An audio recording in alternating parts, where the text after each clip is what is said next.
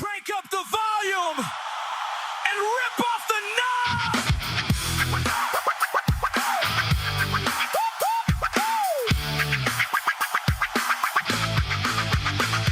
He's your buddy on demand. Click, boom, here comes the man. Volume up, cats and kittens.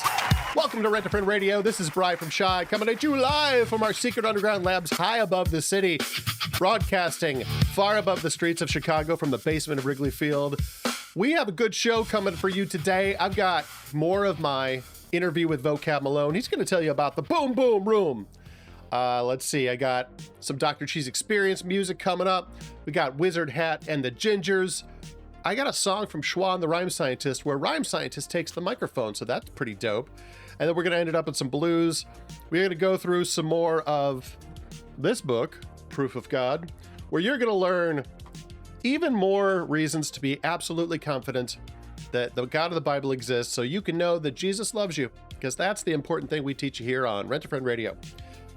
Now, today is exciting for a bunch of reasons, and one of the reasons why is this. If you've got a VR headset, like I've got the Quest 2, it used to be the Oculus Quest, and then it became the Meta Quest because Facebook became Meta, and then Meta bought Oculus or something.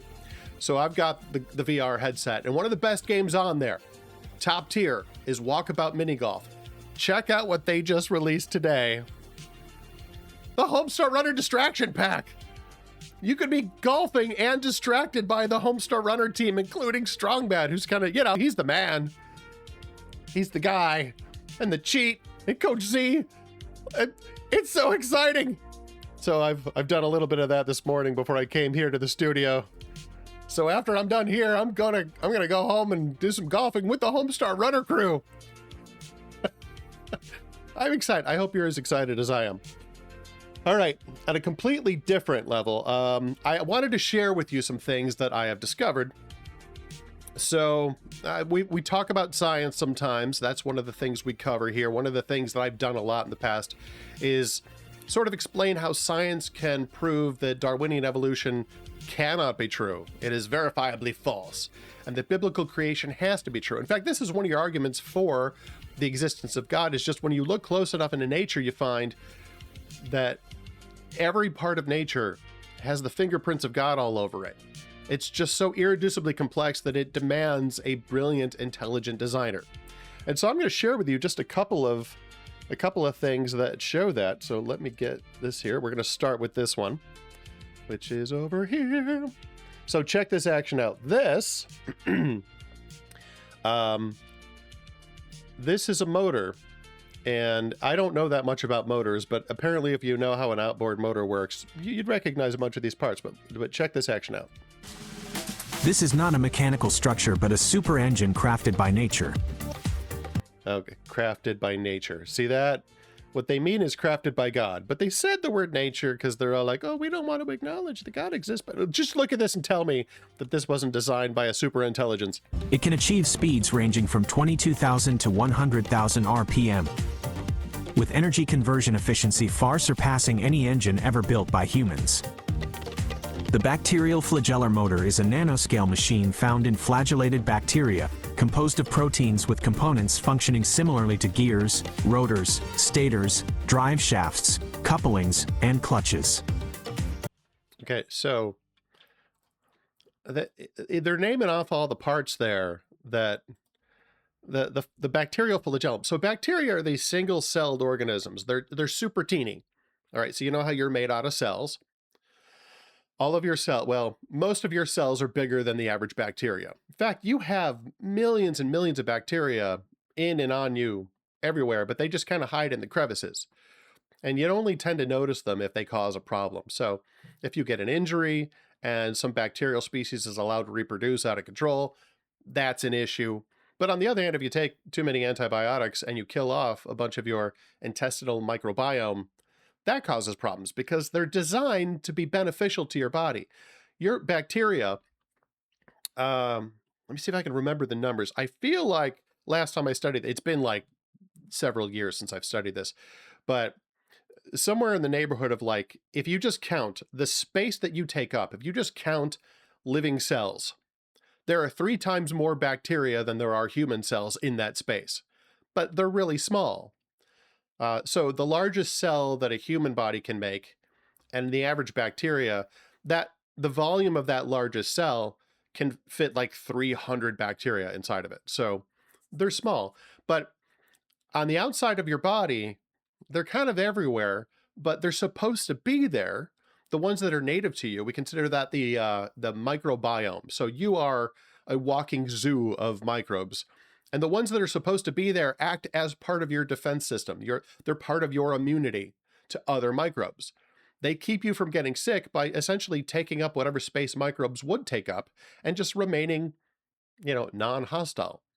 And so infections happen when you get an injury. If you get cut, you get stabbed, whatever it is, then those bacteria or fungi can get into places they're not supposed to be, and they become opportunistic. So it's not that they're not supposed to be honoring your body. It's just that now there's a place they're not supposed to be, or some type of radiation or some type of antibiotic kills off a certain population, allowing another population, and it unbalances. So if everything's balanced and healthy, you've got a ton of microbes in and on your body, but they are so beneficial that they're just considered part of your immune system. Okay, so bacteria are these teeny little single-celled things, and the way that they get around is with these flagellum, which is basically, as if you saw, there is this little whip that they spin, which acts kind of like a propeller. So it looks like a long tail, and some of them have a bunch, some of them have just one. But the way that those things spin is with this motor. And that's what it is. It is a super engine crafted by God, which these guys are like, oh, it's crafted by nature, because if you just study the laws of physics, chemistry, and probability, you can see there is no way this could build itself by accident. The only thing the laws of physics, chemistry, and probability can do is break something like this. They can't build themselves by chance over millions of years, however long or short you've got, in any situation. It is literally impossible. That's why we have a law of physics called entropy.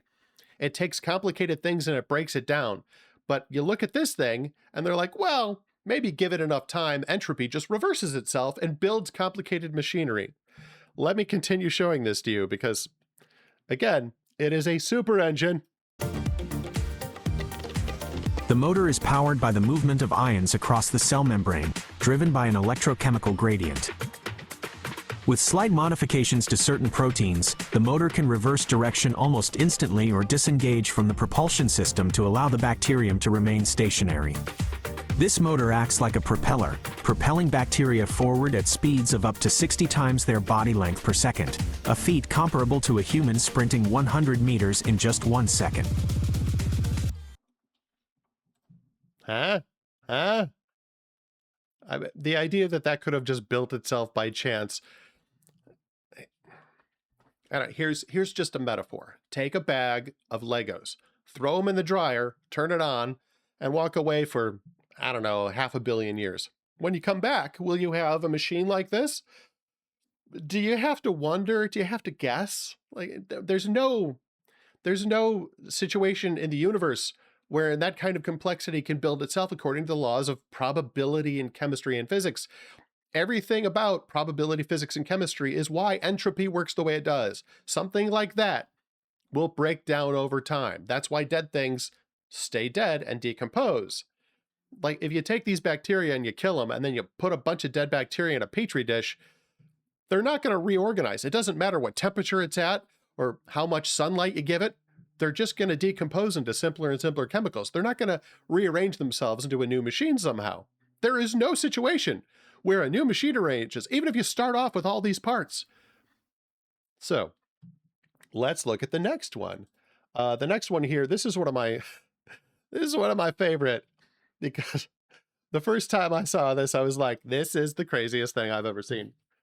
This is what's known as a motor protein. So that big blue bag it's dragging is a vesicle. It's just a bag of chemicals. The motor protein is this stick with little feet that walks along those pathways in the cell. So those can be different things, but that's part of the cytoskeleton, which can be built in different places. It's essentially a highway. Now, what they've done here is they've isolated just one. So there's just one guy walking by itself, just so you can see how it works. So this motor protein is holding on to this vesicle, and it's walking through your cells. This is happening inside of your cells all the time. And the fun thing about this is they come in different sizes because there will be so much traffic that if they were all the same size, they would run into each other. So there's longer ones and there's shorter ones so they can pass each other carrying these relatively large vesicles. But also when they get to wherever that bag of chemicals is supposed to go, it's been chemically labeled with some kind of name tag so that it's recognized as being acceptable on the other side when it reaches whatever organelle it's supposed to get to. The amount of information in the cell is insane. But I show you that to show you this. So these little feet walking. Now check this action out. What you're going to see here is a long string of what looks like a bunch of those little feet walking. So check this out. All right, check this out. Off the dome, can you guess what you're looking at right now? And yeah, don't worry, I'm not going to keep you guessing or anything like that. This is an atomic scale simulation. You see them? You see the little feet here moving? I'm going to back this up a little bit.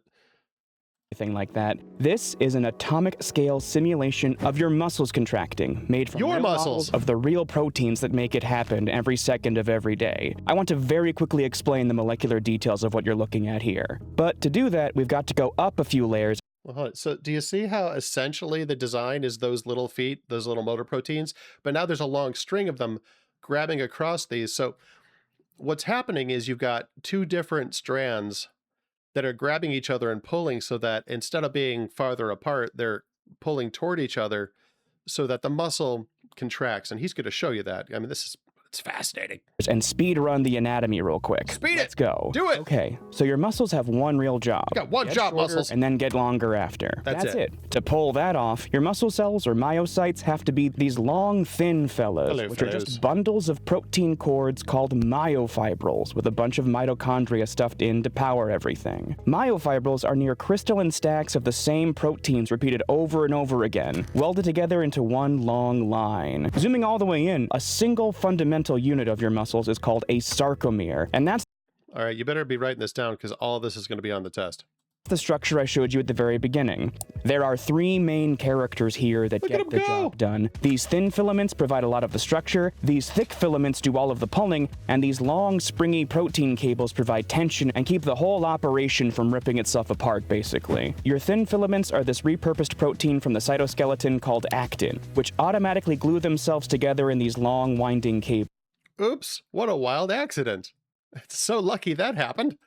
That actin is supported and held in place by another protein called tropomyosin, which is going to work with another assistant called troponin, which decides when your muscles can contract. Meanwhile, your thick filaments are the star of the show, and they're made up of these long, winding motor proteins called myosin. Hundreds of these myosin heads stacked together spiral staircase style in little helices, and that's going to be your thick filament. But that's just the setup. Here's a look at the actual business of contraction. Things are really weird at the molecular level, and myosin is always itching to bind to actin and pull on it, basically. So this is the little feet, and this is that blue filament that was running through there. So essentially you've got this connected on one end and this on the other. So as it grabs and pulls down, the muscle is contracting. It's getting shorter because you've got the two different lengths pulling toward each other. But that tropomyosin cable I mentioned earlier is constantly blocking myosin from getting to actin, until your brain tells this particular patch of muscle to get moving. Then your muscle cell floods the zone with calcium ions, which bind to troponin and change its shape enough to pull tropomyosin out of the way. Now let me, just as a design feature, where do you get all that calcium from? Well, first of all, this is why you need to drink your milk, kids. Drink your Ovaltine. The calcium is the primary makeup, the primary mineral in your skeleton.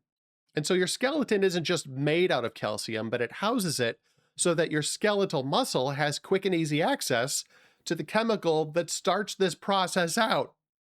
Huh? That's genius. It's almost like it was designed that way. All right, there's more.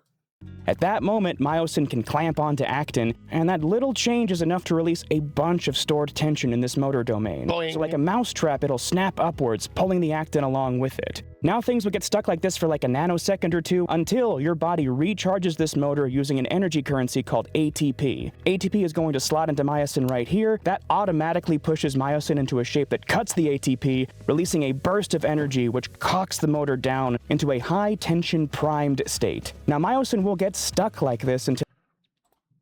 Again, the evolutionary dogma is all of these machine parts just accidentally made themselves over millions of years, despite the laws of chemistry and probability. Just keep that in mind. All right.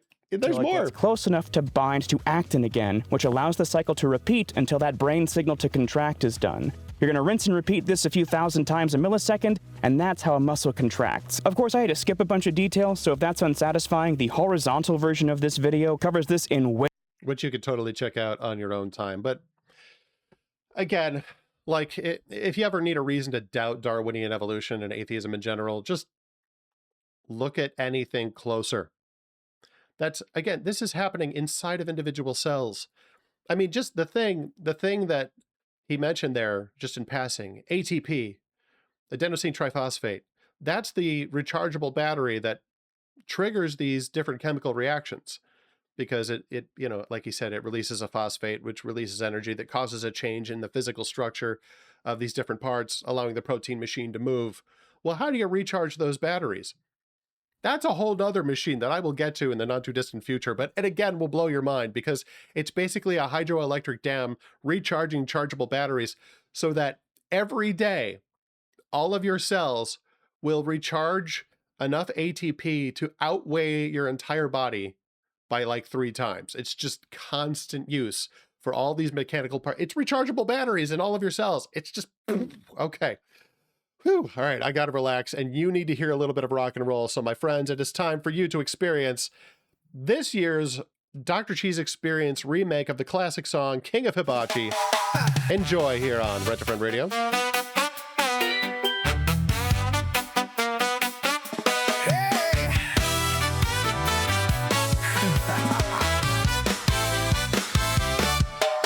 You see, Gary was the king of Hibachi. If you're patient and you can watch it. Gonna throw another shrimp on the Barbie. His dessert made of Cool Whip and Smarties. I tell you, Gary is the king of Hibachi. The man hotter than a stolen Hitachi. While he cooking, we all play some bocce. Cause when Gary's around, it's a party. Oh, Gary, the king of Hibachi. Yes, Gary, the star of the show.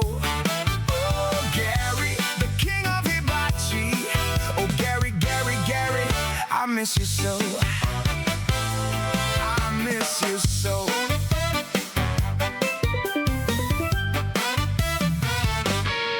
You see, Gary was the king of Hibachi, and he cooked with red wine and with scotchy. Pork roast was always top-notchy. I'm telling you, it's all true.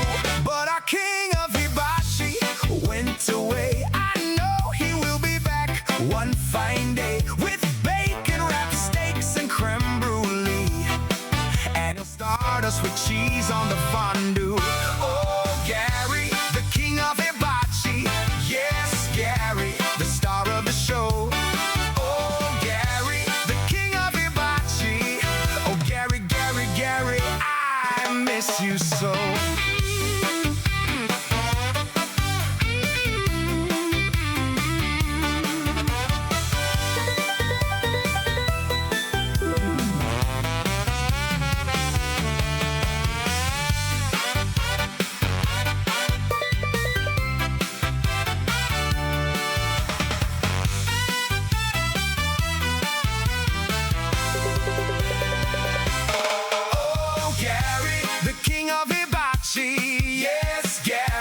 Star of the show. Oh, Gary, the king of Hibachi. Oh, Gary, Gary, Gary, I miss you so. I miss you so. I miss you so. I miss you so. Oh, there he is. I guess he just went in to use the bathroom. Cool.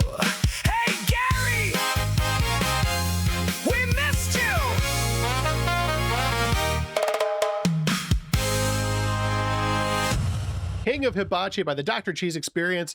You're listening to that here on Rent a Friend Radio. I'm Bryan from Shwa, and if that doesn't make you dance, drink something caffeinated and listen to it again, because that was the kind of thing that moves your feet. You can't see my feet, but just trust me, they were moving. Oh, yeah. All right. It is time now, my friends, for you to get to know Cab Malone a little bit more. So Cab Malone, as I showed you before, he's a Christian apologist who is primarily known for his work studying, discussing, teaching about cults. And so cults, in terms of how they all seem to be related, is there's some type of pagan religion that goes, oh no, we respect the Bible and we use parts of it. We respect Jesus and we have a version of him. And so sometimes they'll claim to be Christian. Sometimes they will claim to be correcting Christianity. So Islam, Mormons, Jehovah's Witnesses, the Hebrew Israelites, that's kind of his deal. So what he's going to talk about in this segment of our interview from back in the day is teaching about Islam. So in the previous installment, we learned about how he teamed up with David Wood and John McCrae, and they created ISLAMACIZE Me, which is a series just basically going, hey, we're going to go into the different Islamic sources, whether that's the Quran itself or the Hadith, the various different writings about what Muhammad did and said according to his contemporaries. And they were like, if we just read what does it say and then follow what it says, follow the teaching example of Muhammad, what would that look like? And it's really funny and sometimes very disgusting. In this one, this is a different series that he did, again, teaming up with David Wood frequently, if not every time. I'm not entirely sure, but I know David Wood's there a lot. He's a good writer when it comes to this stuff, and he understands Islam because, you know, he's been studying it for many years. So this is called Muhammad's Boom Boom Room, and as he's going to explain, this is another way that they're using satire and comedy to teach real true things about Islam. It's not just, hey, let's make fun of this religion. It's let's use comedy to teach what's actually true about Muhammad and the religion of Islam. So enough from me. It's time for you to hear from Cab Malone himself. Enjoy. Right, I respect the fact that you guys seem to go out of your way to make clear we are not attacking Muslims or people who profess to be Muslims. We are taking an honest look at the Islamic sources, at the Quran, at the teaching of Muhammad. And in Islam, they're taught that Muhammad is not just the founder of the religion, but is the greatest man to have lived and the example for all men who follow. And so by looking at what their sources say about him and what he said about himself, I think that as I think you've said, a whole lot of people raised in Islam were never taught these things. They're given this sort of like sunny sugar-coated picture of Muhammad as this. I've heard people describe Muhammad. I'm like, dude, you're not talking about Muhammad. That's a description of Jesus. You've just slapped the "Hello, my name is Muhammad" sticker on it.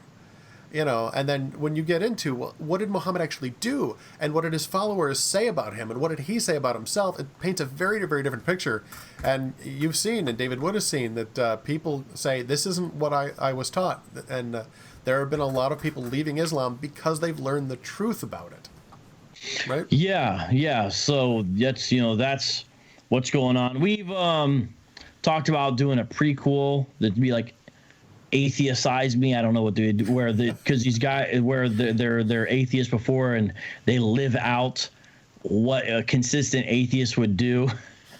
Is the idea of that, but will it happen? I don't know. One day we might have to do what they did in The Irishman, where you got these old men and then you make them look younger, right? With de-aging tech or something like that.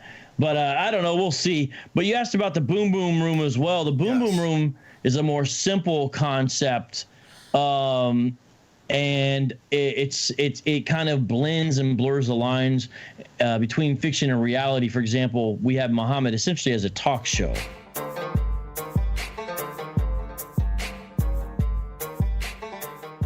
Assalamu alaikum.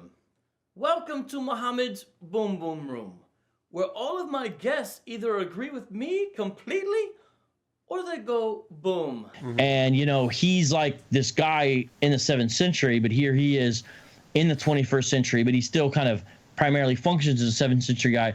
But actually, that's actually purposeful too, because that's what we're saying Islam itself is. And that wouldn't be such a big deal, but because Muhammad is the pattern for all mankind to follow, then it is a big deal, because then you have things like, nothing makes water impure, so if it has dead carcasses or menstrual cloths, you can still drink out of it. But in the Boom Boom Room, what we do is we emphasize the sources yet again. You say in chapter 30, verse 20 of the Quran, that Allah created human beings from dust. Peace be upon me. Allah indeed created us from dust. And the way we do it is through conversation. So Muhammad will interview a guest, and the guest can be fictional or historical figures. We usually try to do people who are no longer living, although we've broken the rule a few times. Because at the end of every episode, this fictional or historical, or sometimes they're an amalgamation of a type of person. For example, we had him meet a member of the YouTube Trust and Safety team. That's not a person, but it's the idea of someone who works for YouTube. We had him meet them. At the end of every episode, it's called the Boom Boom Room because he blows them up.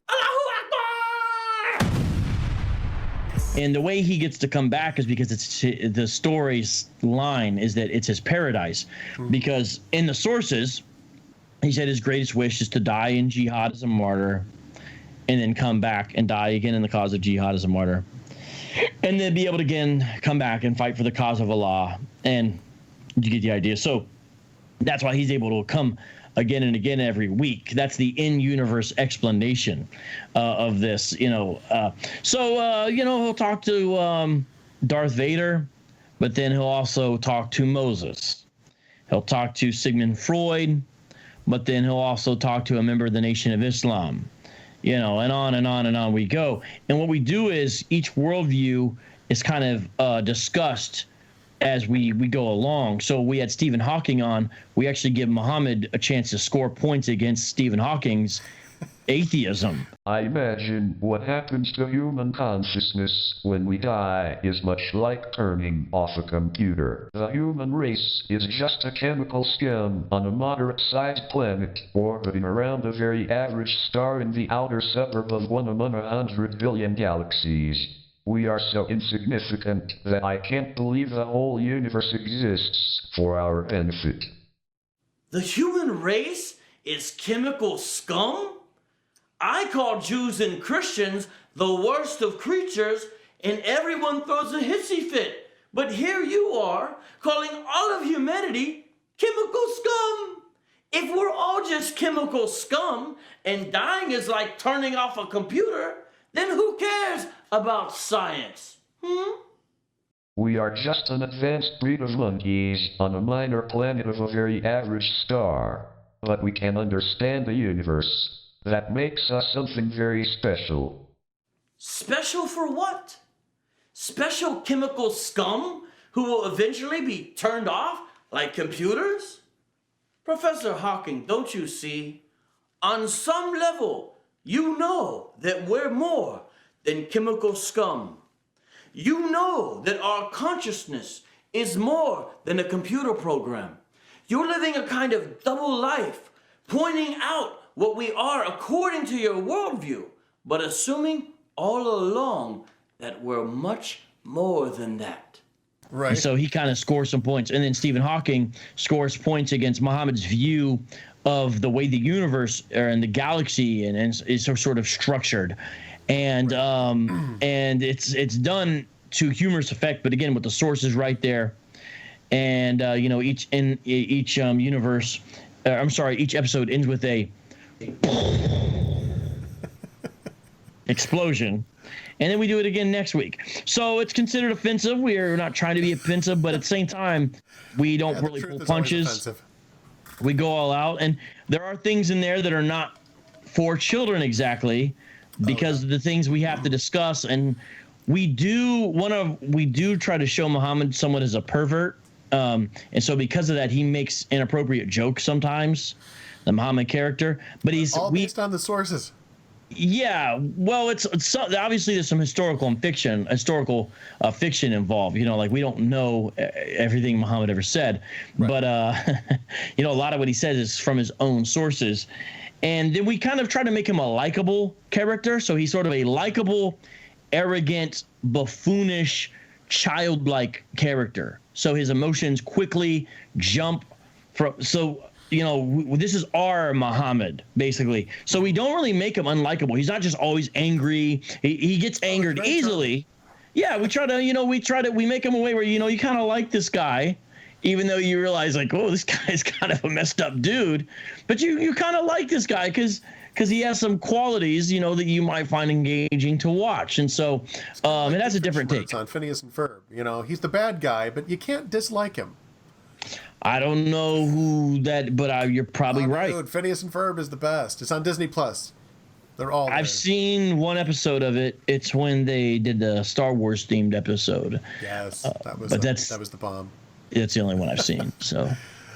Okay, but so for my people who have not seen it, you got to go check out the Boom Boom Room. You got to check out ISLAMACIZE Me, because they both use just tremendously clever humor, but to teach accurate things about Islam, and then in the Boom Boom Room to also teach accurate things not just about Islam, but about other worldviews, and just sort of pit them against each other in conversation. It's very entertaining, very funny, but you're going to learn, that's my whole shtick here on A Bit of Orange, is that you should be able to learn while laughing, and you guys have nailed it.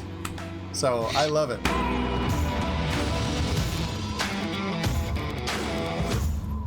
Jesus loves you. And my theme song is dope, but I gotta move on. I could let that play all day, but all right. So when we come back after this bit of rock and roll, we are going to dive some more into proof of God. We are going to learn some more arguments for why we can be certain that the God of the Bible is real and exists, and you can have a confident, unshakable faith so that you can know that Jesus loves you. But in the meantime, I think we need to do a little more dancing. Hi, diddly dee! Get your dancing shoes on. It's time for Wizard Hat and the Gingers. Life for me. 1, 2, 3, 4.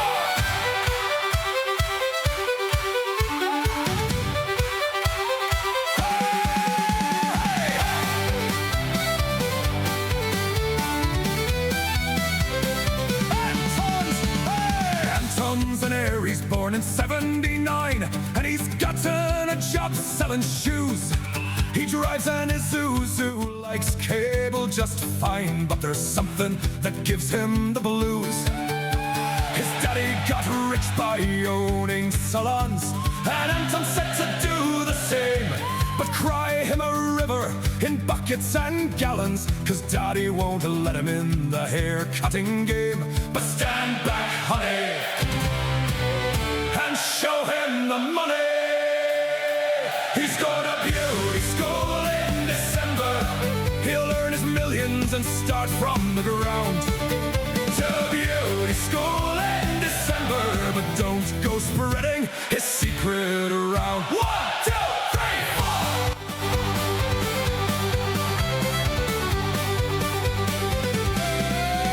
His parents have split and he lives with his mom. He likes Crest and non-smoking and boxers and briefs. Crown Miss America, he wouldn't do a thing, and he's not too concerned with the barrier reefs. But there's something that makes his heart tear, his desire to be cutting hair. In beauty school, Anton will realize his dream, and that's why Anton's going there. But stand back, honey, and show him the money. He's going to beauty school in December. He'll earn his millions and start from the ground. To beauty school in December, but don't go spreading his secret around. 1, 2, 3, 4. I get a lady. Oh, beautician's life for me. Oh, I did a lady. A beautician's life for me. Hey, I did a lady. A beautician's life for me. Hey, hey, I did a lady. A beautician's life for me. Oh, I've been cutting hair in my underwear. I'm all out of conditioner, and I don't really care.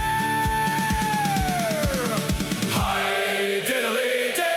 Hey, hey, a beautician's life for me. Hey, I did a lady. Hey, hey, a beautician's life for me. Hey, I did a lady.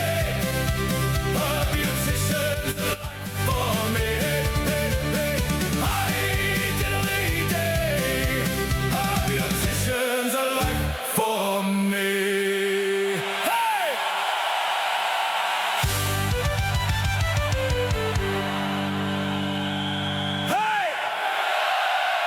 There you go. Hi diddly dee, everybody. That's a song called Antons and Aries by Wizard Hat and the Gingers.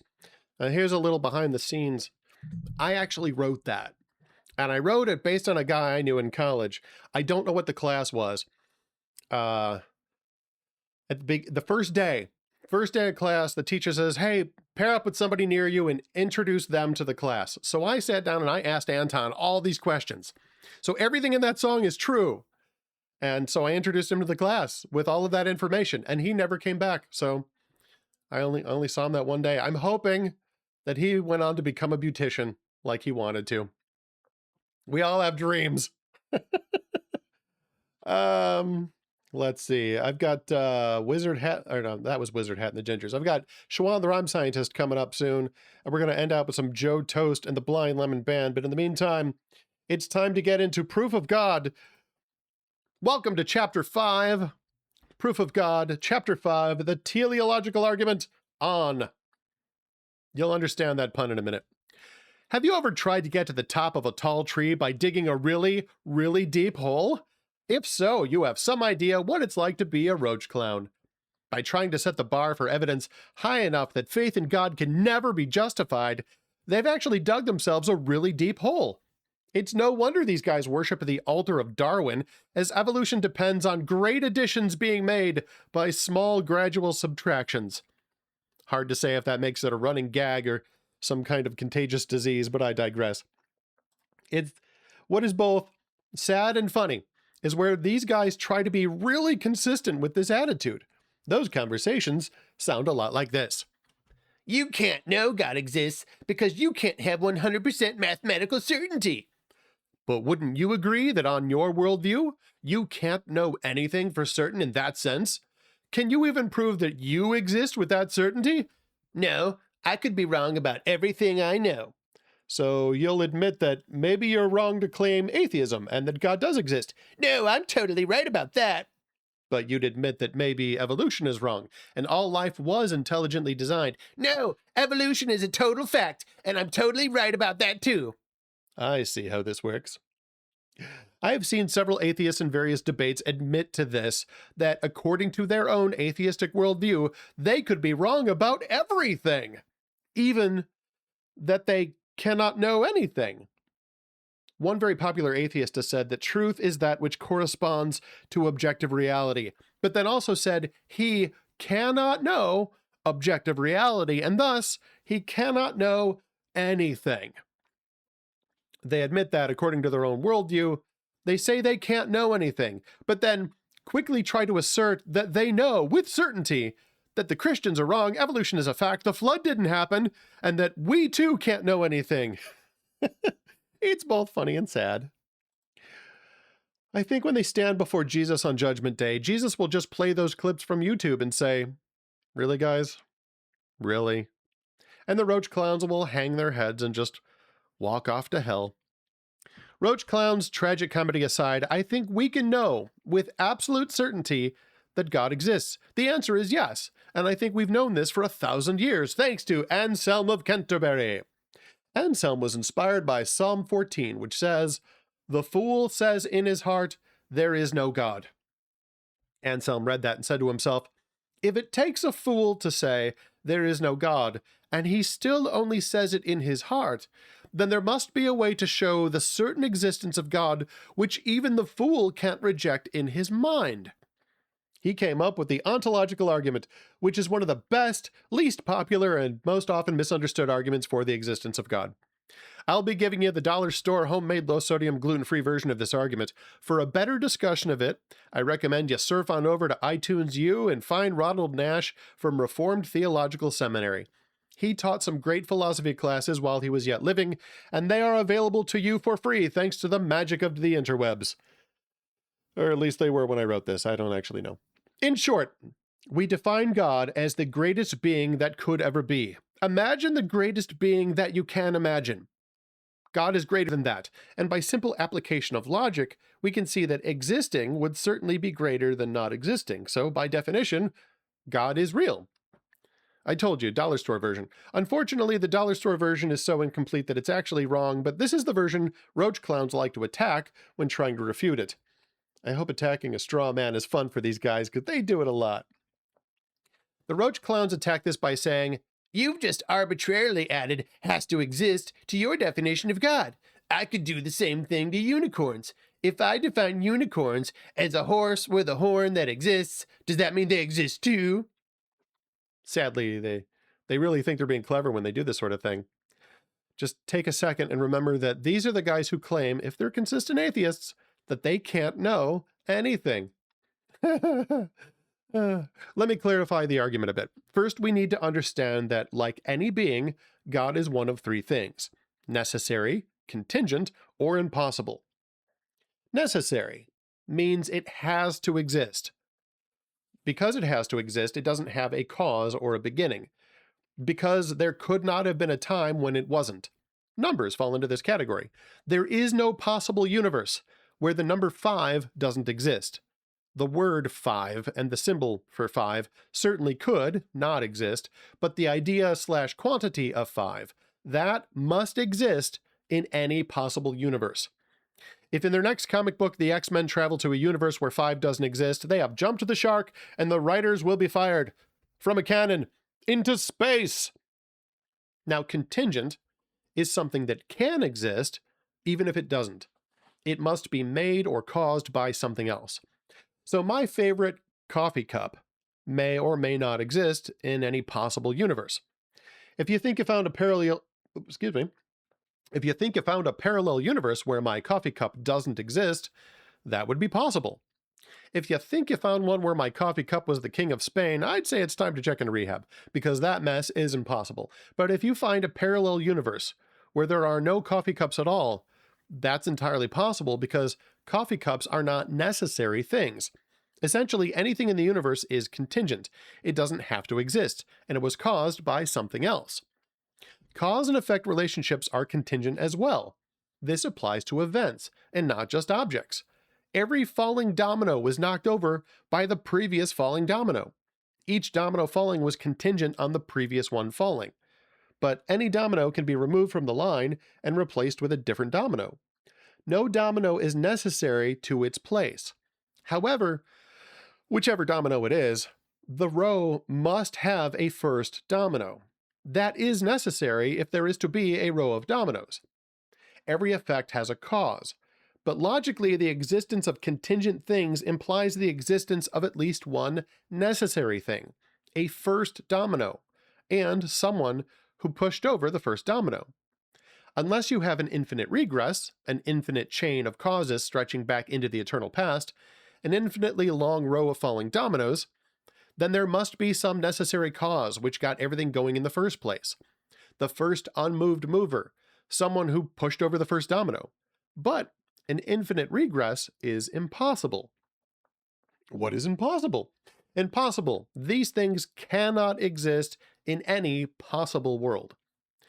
An infinite regress, an infinitely long row of falling dominoes, would require that every domino must first wait for a literally infinite number of previous dominoes to fall before it could fall, which would require an infinite amount of time, which would by definition never pass, meaning no domino in an infinitely long row of dominoes would ever fall. Whether we're talking about the falling of dominoes or the passing of days, it is impossible. There must be a first. It is necessary. And more on that later in the book. Contrary to how the word is used in casual conversation, impossible here doesn't mean something that is simply very unlikely. When we discuss the metaphysics of existence, impossible things are merely incoherent, such as a square circle, a triangle with 5 sides, a married bachelor, congressional ethics, or reality television. If you have to explain impossible to someone, I think you may be talking over his head for much of this, even if he has a PhD in physics. Odds are he's one of those people who arrogantly rejects any concept for his own existence, and who, as we will see later, fails to understand things like nothing. I wish I was kidding about that. So the foundation here is that for any person, place, thing, or event, it is necessary, contingent, or impossible. This brings us back to Anselm and his argument for the existence of God. When Anselm says God is the greatest being that could ever be, he means God must be necessary. If what we call God was a contingent being, He would have to be contingent on something greater, and that greater something would be the true God. Also, it's impossible to have an infinite regress of greater and greater creators, so again, there must be one maximally great being who is uncreated, who exists because he has to exist. Thus, by definition, and by the fact that the universe exists, more on that later, the true God would have to be necessary and thus would have to exist. If God is necessary, then he is real because he must be real. Remember the example of my row of dominoes. Because there is a row of dominoes, there must be a first one. Because the dominoes are falling, there must have been a first domino to fall. Because dominoes can't set themselves up and push themselves over, there must be a someone who set them up and who knocked over the first one. The existence of a row of falling dominoes makes the first domino necessary and makes the person who set up the row of dominoes necessary. If what you imagine when you try to think of God is just one of those dominoes, a God made by a bigger God, then you are not imagining what Anselm and the Bible are describing as God. Many other religions have smaller contingent gods who are the children of previous gods, but the Bible reveals to us the necessary one true God. He is not a domino which needs an explanation. He is the one who set the universe into motion. Because the row of dominoes exists, there is the necessary person who set them all up and who started them falling. Because the universe exists, there is a necessary uncaused cause, the uncreated creator, the first unmoved mover. To claim God is impossible is as absurd as claiming that there is a row of dominoes, but that it is impossible that there is a first domino in the row. That claim is nonsense. Anselm reminds us that God is either necessary, contingent, or impossible, and then reminds us that the Bible tells us what logic and reason tell us. God cannot be contingent. All contingent things need him in order for them to exist. Also, there is no way to argue that he is impossible. That is absurd. So by simple process of elimination, God must and therefore does exist. His argument is more complicated than this, but for the pocket-sized version you can take with you and share it with your friends, I think this will do. What did God tell Moses when Moses asked for his name? He said, I am. God is not just one of the existing things.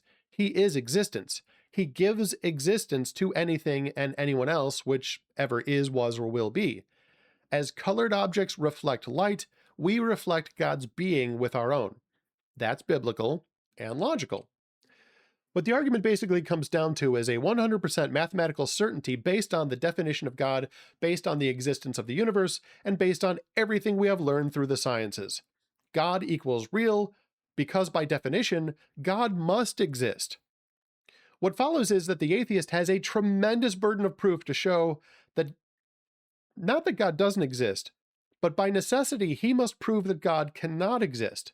The only way for atheism to be rational is if it is based on a solid proof that God's existence is impossible, which is, as we've already seen, is absurd. This is why a lot of atheists have settled for the far simpler task of redefining atheist to mean agnostic. Like I said before, spend some time learning more about this argument because it really is good and rock solid when properly understood.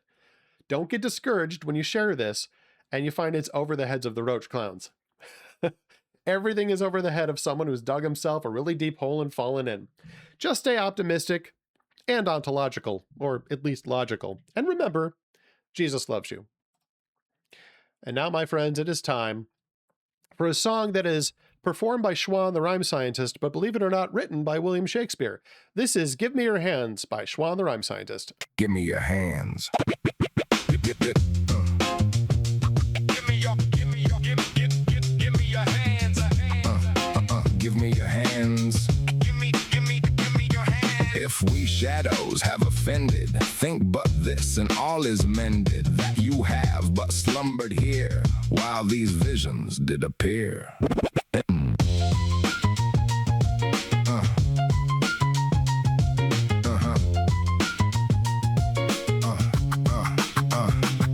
And this weak and idle theme, no more yielding, but a dream.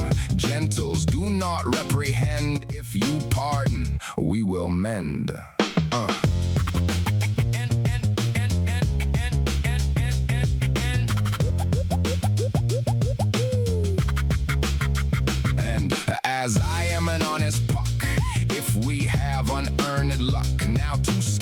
the serpent's tongue. We will make amends ere long, else the puck a liar call. So good night unto you all. Give me your hands if we be friends, and Robin shall restore amends.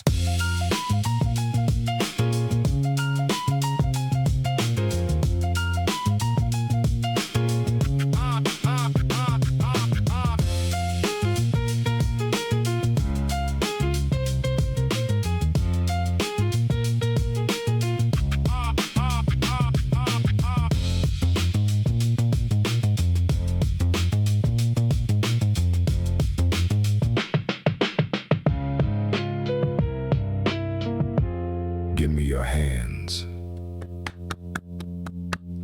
That's what it is. It's a very clever way of asking the people to clap for you. So if you know what that's from, because again, that was not written by Shwa the Rhyme Scientist, that was written by William Shakespeare. If you know what it's from, let us know down in the description. And, the first person to get it right gets bragging rights for being the first person to get it right. All right. We got one more chapter to share with you here from our book, Proof of God, which again, free digital download available at abitoforange.com. But there's also a link under free books, buy the free digital download to take you to Amazon so you can buy the paperback version if you so decide that you want one of them for your home library. In the meantime, welcome to Chapter 6, Mind Blown. Agnosticism also fails. A brief interruption about reasonable choices. I recently realized one of the ramifications of my academic offerings as regards the existence of God. It came as quite a shock. I was forced to lay down and play Angry Birds for several hours. But let me back up and set the scene. First, I explained that when it comes to the existence of God, there are only three possible positions: yes, no, or maybe. Or as I label them, theism, atheism, and agnosticism. Next, I showed that atheism is not a valid position. The burden of proof is such that, for an atheist to be reasonable, they must be able to prove that God, a metaphysically necessary being, is metaphysically impossible. Just like it sounds, the atheist must prove that something which has to exist cannot exist. This is more absurd than trying to prove that light is darkness or that infinity equals zero, and thus can never be done. It's beyond impossible. It's merely silly. I liken the atheist's burden of proof to having to write a persuasive essay proving that words don't exist. It's that silly. At this point, I address those friends who attempted to insert a fourth position, namely the idea that atheism can be defined as merely an absence of belief in the existence of God.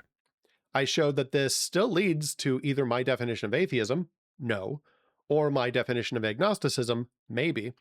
So not only was this, in my opinion, not a valid use of the word atheism, but it resulted in atheism meaning either atheism or agnosticism.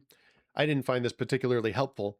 I find this to be, in terms of rational discourse, like having people try to argue that the red light either means yellow light or red light, because all red light really means is not green light.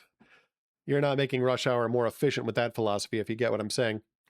But reflecting on it, I realized something so obvious that I was amazed I hadn't seen it before. I had shown that atheism is an invalid position because of its burden of proof. Its burden of proof is so big that it becomes literally absurd. But then I realized, if atheism is not a valid position, neither is agnosticism. Think about it. If no one can logically say no, then on what basis can anyone logically say maybe? Once no is no longer a valid option, maybe is not a valid option either. The only logical defensible position is yes. Consider again a row of dominoes. Imagine as many as you like. Millions of dominoes in a long, long row, one after the other. Now let me ask you a question. Is there a first domino in the row?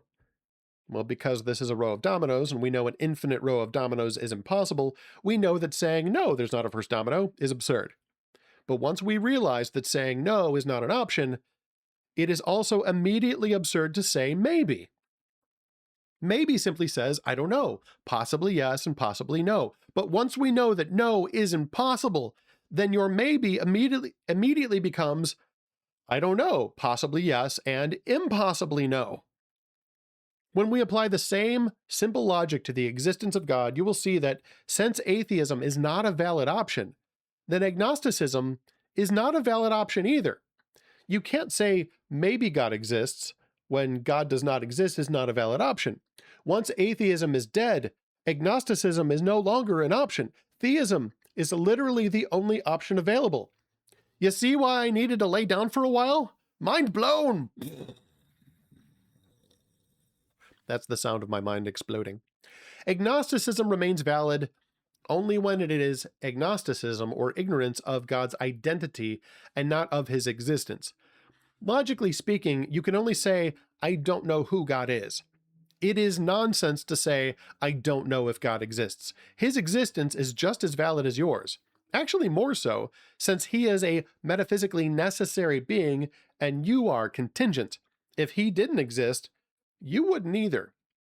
Doesn't that just make you need to lay down and play Angry Birds for several hours? Or eat chocolate pudding? Both of those sound pretty good. I wonder if I could do both at the same time. Anyway, the takeaway here is atheism is dead, and it has taken agnosticism with it. I guess theism is looking a lot closer to 100% certain, isn't it? But, so there you go. That's my revelation for the day. I hope that was eye-opening for you. Now, we're ending up with a song by Joe Toast here. This is called You'll Never Be Good Enough. And I know what you're thinking. That sounds kind of harsh. And in one sense, yes, it is. It's absolutely just, it's just tearing down your self-esteem. But if I can squeeze a flimsy spiritual metaphor out of it, I had a conversation once with a woman who was trying to understand what the gospel was. And I'm like, the whole point of the gospel is that God didn't give us the 10 Commandments to be like, here's your ladder to heaven. You can climb this and earn your way up. It's that you can't.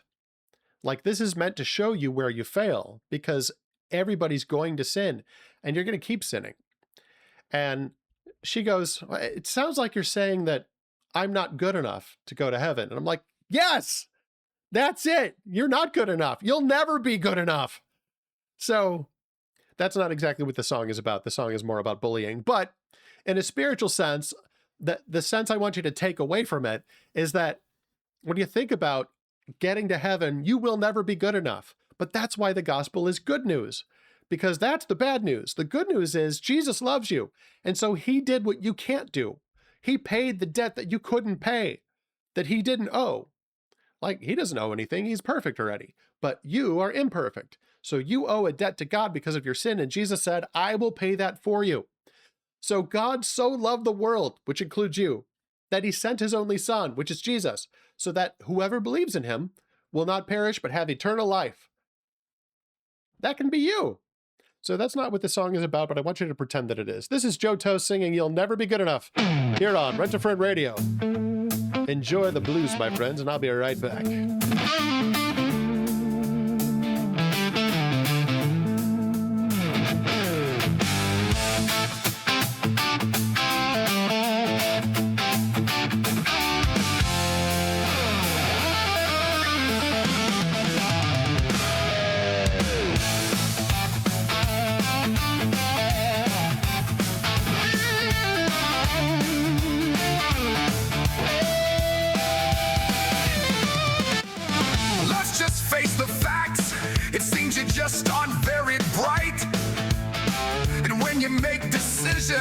Well, you never get them right. And if you could be trusted, which I think we know you can't, you'd probably screw your task up and your mom would start to rant. You'll never be good enough. No. You'll never be good enough. No. You're simply good for nothing, and your head is full of fluff, and you'll never be good.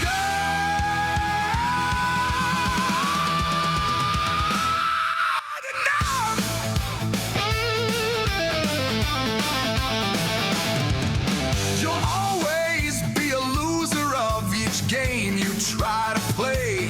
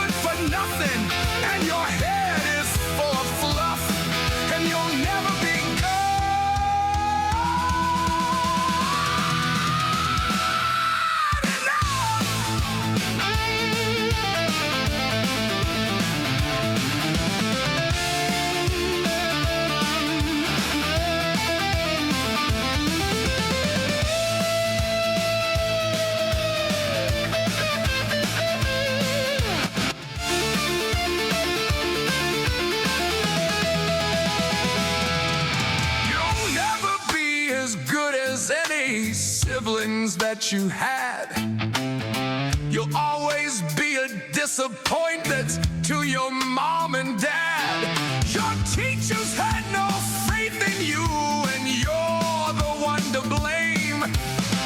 You have feelings that are wrong, and you should be ashamed. You'll never be good enough. No, you'll never be good enough. No, you're simply good for nothing, and your head is full of fluff, and you'll never be good.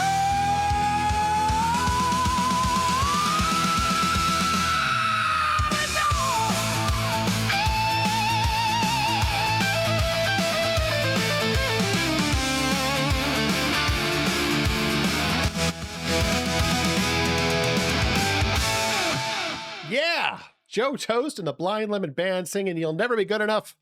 I feel seen. I feel like that was sung just to me. I feel special. How about you?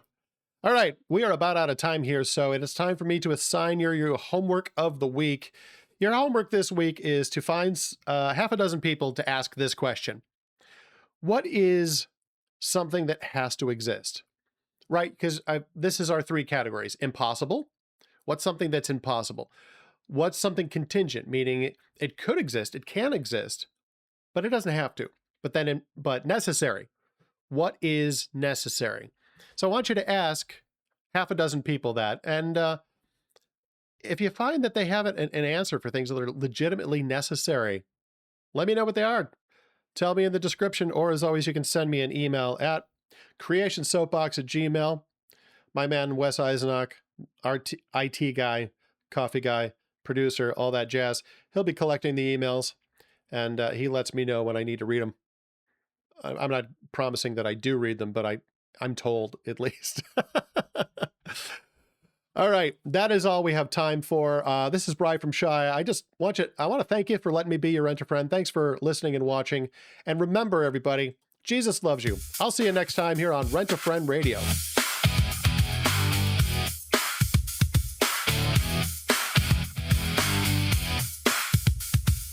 Jesus loves you is the message we send. Thanks for letting me be your rent-a-friend.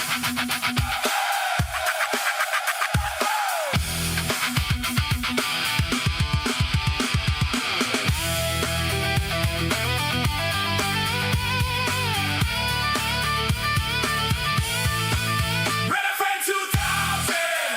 He's your bargain bin hero. Talks like he's 30. Much already at zero. He's your friend to all.